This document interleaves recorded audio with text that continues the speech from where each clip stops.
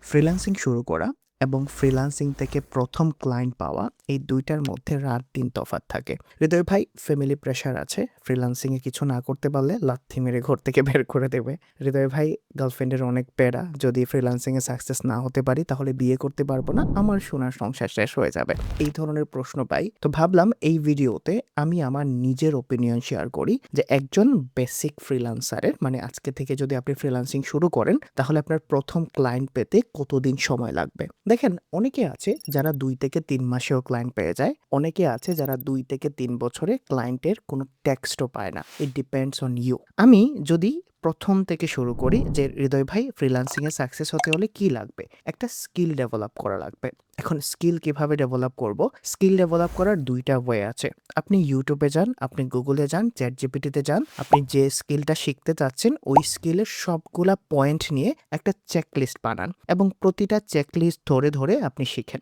Second option আপনি ভালো যে কারো একটা পেইড কোর্স করেন যেখানে সে ১ম দিন থেকে শুরু করে শেষ দিন পর্যন্ত যা শিখাবে তার উপর বেসড করে আপনি আপনার মাইন্ডসেট করেন যে এতগুলা পয়েন্ট বা এতগুলা জিনিস শিখতে আমার ২ থেকে ৩ মাস, ৪ মাস, ৫ মাস যার যতদিন লাগে এতদিন সময় লাগবে।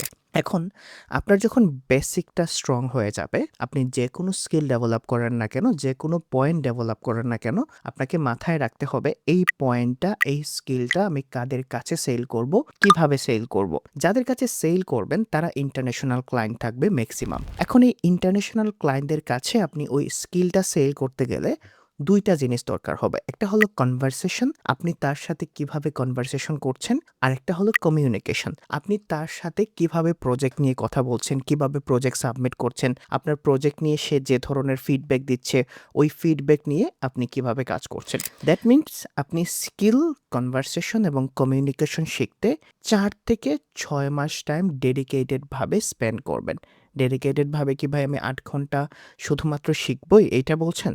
না ভাই, আপনি ৮ ঘন্টা চাইলেও শিখতে পারবেন না। এগুলা খুবই ফালতু লেভেলের কথা যে ভাই আমি ৮ ঘন্টা শুধুমাত্র আপনার ক্লাসে দেখি, ৮ ঘন্টা শুধুমাত্র আপনার কোর্সে করি। ২ থেকে ৩ ঘন্টা সময় আপনি ডেডিকেটেড ভাবে দেন। আপনি যখন শিখবেন যে স্ক্রিনে শিখবেন। যদি ফোন থাকে তাহলে ফোনের দিকে তাকায়ে থাকেন। অন্য কোনো জিনিস মাথায় আনবেন না। যদি আপনি ডেস্কটপ থেকে শিখেন তাহলে আপনি ডেস্কটপের স্ক্রিনে তাকায়ে থাকেন। যে জিনিসগুলা বুঝেন না ইমিডিয়েটলি নোট নেন। তারপরে আপনি Google এ যান, YouTube এ যান, ChatGPT তে জিজ্ঞেস করেন। যতক্ষণ পর্যন্ত আপনি এই জিনিসটা ক্লিয়ার না হচ্ছেন, সেকেন্ড স্টেপে যাবেন না। সিম্পল। আপনি এইভাবে স্কিল ডেভেলপ করলেন। স্কিল ডেভেলপ করার পরে ধরেন আপনি শিখলেন লোকাল SEO কিভাবে কাজ করে। আপনার টার্গেট হলো লোকাল যারা বিজনেস আছে, বিজনেস ওনার আছে, তাদের কাছে আপনার সার্ভিসটা সেল করা। এখন আপনি যখন সার্ভিসটা সেল করতে যাবেন, তারা আপনার কাছ থেকে সার্ভিসটা কিনবে না বা আপনার এতটুকু এবিলিটি হয়ে যায় না যে আপনি টেক্সট করবেন এবং রেসপন্সে তারা আপনাকে কাজ দিয়ে দিবে। আপনাকে মূলত প্রেজেন্ট করতে হবে তাদের কি সমস্যা এবং তাদের সমস্যা আপনি কিভাবে সমাধান করবেন।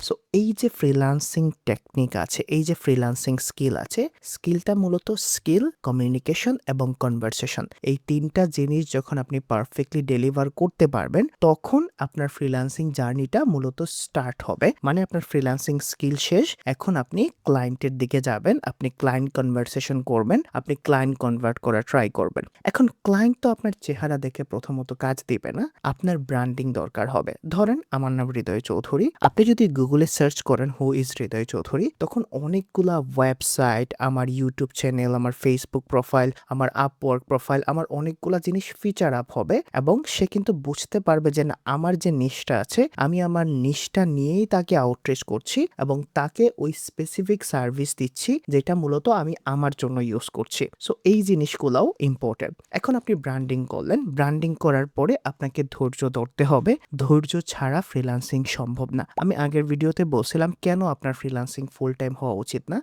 ওই ভিডিওটাও দেখতে পারেন। এখন দেখেন হৃদয় ভাই আমরা কিভাবে শুরু করব। প্রথম থেকে ৩য় মাস শুধুমাত্র আপনি আপনার নিজের টাইম স্পেন্ড করবেন শেখার জন্য। পারফেক্টলি শিখবেন প্রতিটা পয়েন্ট যেন আপনি নিজে ভালো করে বুঝতে পারেন।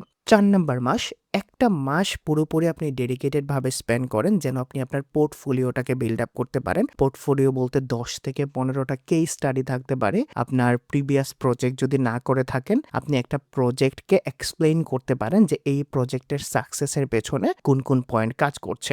যখন আপনার স্কিল রেডি, আপনার পোর্টফোলিও রেডি, তখন আপনি ক্লায়েন্ট আউটরিচিং এ যান। 3 থেকে 4টা সোশ্যাল মিডিয়াতে আপনি ফোকাস করেন। আমি লিঙ্কডইনটাকে আপাতত সোশ্যাল মিডিয়া ধরছি। আপনার টার্গেটেড অডিয়েন্স যদি দেখেন ইনস্টাগ্রামে সবচেয়ে বেশি অ্যাভেলেবল থাকে, তাহলে আপনি ইনস্টাগ্রামে পোস্ট করেন, আপনি ইনস্টাগ্রামে শর্ট ভিডিও বানান। এখন আমি যেভাবে বানাচ্ছি, আপনি ফেসবুকে যদি আপনার টার্গেটেড অডিয়েন্স থাকে, ফেসবুক আছে, এক্স আছে, কুরা আছে, মিডিয়াম আছে, রেডিট আছে, এই জিনিসগুলাতে আপনি আপনার নিজেকে প্রেজেন্ট করেন। তারপরে আসে হলো market place. Market place expensive, market place অবশ্যই কম্পিটিটিভ। আপনি ফাইবার, আপওয়ার্ক, ফ্রিল্যান্সার.com এই 3টা মার্কেট প্লেসে ডেডিকেটেড ভাবে সময় দেন। যেহেতু আমি আপওয়ার্কে টপ রেটেড প্লাস, আমি সবসময় বলবো যে আপওয়ার্কে সবসময় হাই পেইং ক্লায়েন্টগুলা পাওয়া যায়। যখন আপনি ওয়েল কনফিডেন্ট থেকে যাবেন, তখন আপনি আপওয়ার্কে আসেন এবং আপওয়ার্ক থেকে আপনি বেটার ক্লায়েন্ট পাবেন। একটা জিনিস মনে রাখবেন, ফ্রিল্যান্সিং কোনো কুইক মেথড না। আপনি যদি আজকে স্টাডি শুরু করেন, আপনি এক্সপেকটেশন রাখবেন না যে আপনি কালকেই জব পেয়ে যাবেন। আপনার স্টাডি যখন পারফেক্ট হবে,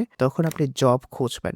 যখন আপনি জব পাবেন, তখন আপনি এক্সপ্লেইন করবেন জবে আপনাকে কেন নিবে। এই কারণগুলো যখন যারা জব দিবে তারা বুঝতে পারবে, তখনই তো আপনাকে জবে নেবে। সো ফ্রিল্যান্সিংয়ে কোনো শর্টকাট মেথড নাই। ফ্রিল্যান্সিং হলো ধৈর্য, ব্র্যান্ডিং, স্কিল, কমিউনিকেশন এবং কনভারসেশনের একটা প্যাকেজ, যে প্যাকেজে আপনাকে খুব ভালো না, আপনাকে সবার চেয়ে বেস্ট হতে হবে।